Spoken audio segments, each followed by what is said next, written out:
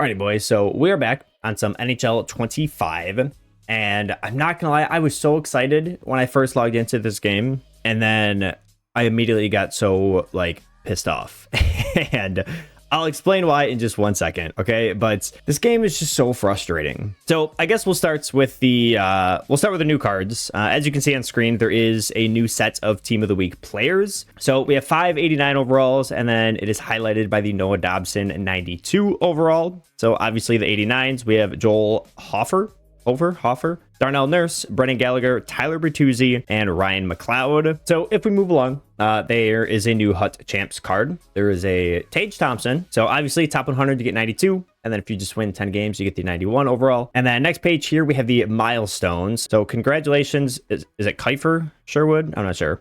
On breaking the single season hit record. So I actually don't know what the hit record is, but congratulations to him. So there's a 93 Kiefer Sherwood, 92 Jeremy Lazan, and then a 91 overall Matt Martin. So showing the grinders some love there. And then we do have some new cornerstone players here. Obviously, these are not the MSPs. They're just regular cornerstone players. And they're all 91s. We have Ugo Pekka Luukkonen starting in the top left. And then we have Jeremy Swayman, Moritz Seider, Cole Caulfield, Drake Batherson, Anthony Cirelli, Sam Reinhart, and Morgan Riley. Now, I was super excited for the Moritz Seider, and I obviously still am. I'm going to try to get him as soon as I can. As of right now, in the auction house, there is none available. But one thing that just bothers me is, what is the cornerstones? I don't understand. What is it? Why are the MSPs, all old retired players? And now they're dropping these, 91 overalls. Some of them are really young. Some of them are a little bit older. Some of them have been with their team for multiple years.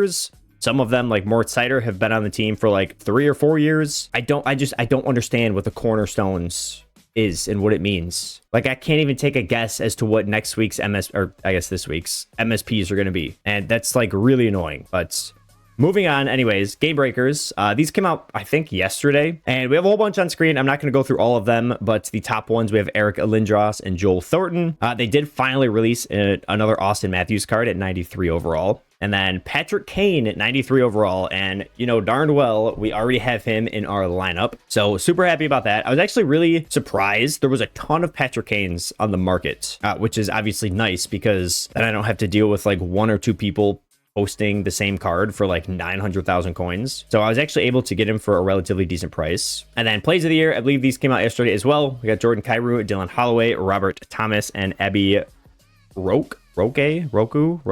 I don't know. So anyways, moving on to the thing that really bothered me.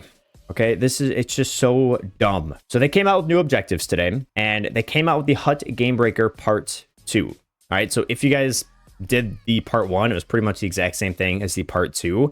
However, in the Part 1, if you completed everything, you got a Game Breaker pack. Not a mini Game Breaker pack, just a regular Game Breaker pack. I think it was 3 cards maybe of 83 plus overall. This one does not give you anything for completing all 8 of them. And on top of it, you can only collect 4 collectibles again. So if you guys did not know, if you head over to the moments here, and if you already have the Hut Game Breakers moments complete, for week 1, you were stuck with 4 collectibles from the Game Breakers events. And the reason that is an issue is if we go over to our sets here, and you go to the Game Breaker sets, you need 6 of them to trade in for whatever it is that you want to trade in, whether it's a 91 overall bound card, an 89 untradeable, or an 87 plus that you can trade on the market. You need 6 of them.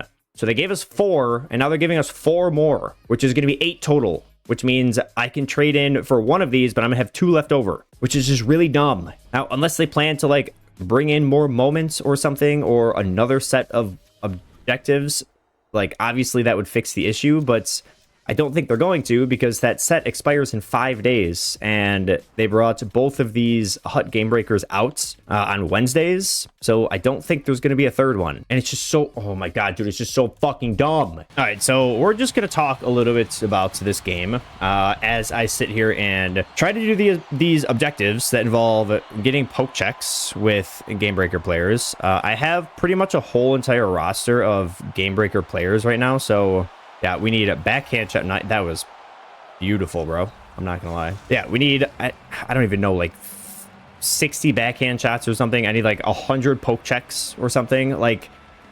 doing the objectives in this game is just, they're so bad. And I'm not gonna lie, it's been really hard to play this game recently, which is frustrating because, like, don't get me wrong, I genuinely do enjoy playing NHL. But the thing is like, I'm the type of person who I like to grind for, like, my team, I guess. Like, these team building based modes, I guess you could say, are like my favorite thing in any video game. And I love, like, starting like really, really low and essentially grinding and working your way up. Like, that is my favorite type of video game, whether that's playing like some sort of ultimate team, whether that is, grinding like prestiges in Call of Duty or something, or unlocking camos in Call of Duty, like whatever the case is. Like, I like starting low and working my way up, right? But at the same time, like, playing NHL for, the handful of months that I've been playing the game, I am so fucking sick and tired of these pointless, just stupid objectives, dude. Like, I'm not even playing the game. Like, I'm literally just fucking backhanding the puck on net. And then I get, like, pissed off if, like, I need it for a game breaker and a game breaker doesn't score. And yeah, honestly, I think for me, like, I recently bought MLB The Show, and, like, I don't mind the show.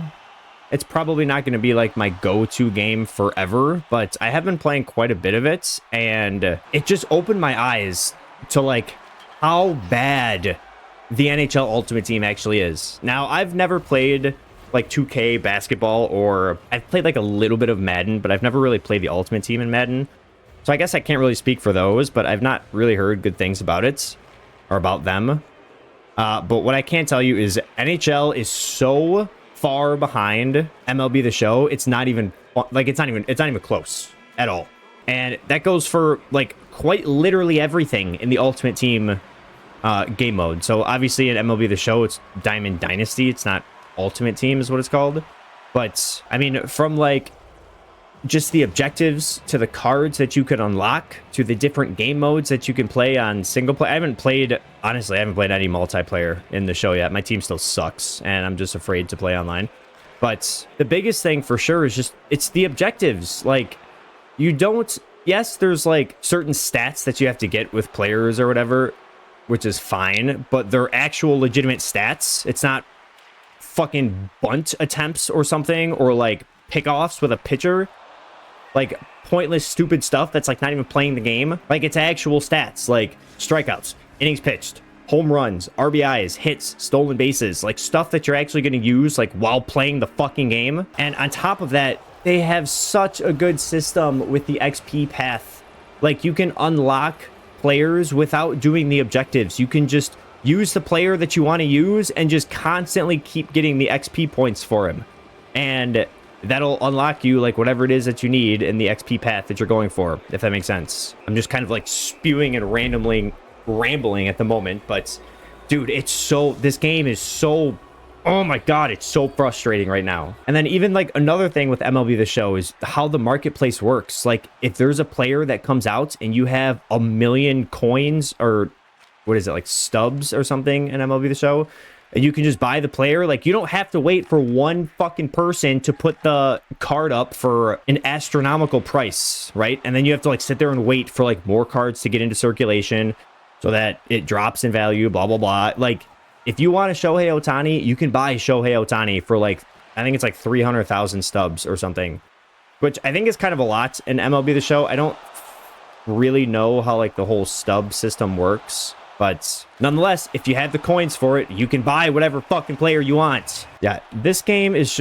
it's so bad on so many levels, dude. It's not even funny. And it's really frustrating because the potential is sky high with NHL. Like, I am forced to sit here and literally waste 15 minutes out of my day to do nothing but take fucking backhand shots on the goalie. How is that fun? When instead they could just make it like, oh, get this much XP with a Hut Game Breaker card, and I can just play online with Patrick Kane and see how much XP I can get. Very annoying, dude. Very annoying. So here we are. After one game, I got 34 backhand shots. If I want to complete all of this, I still need 75. So, like, 40 more. Got 5 assists.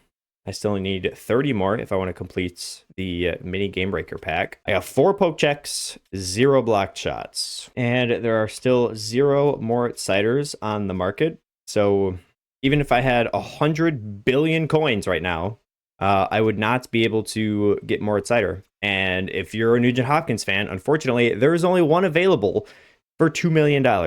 This game is so fucking dumb, dude.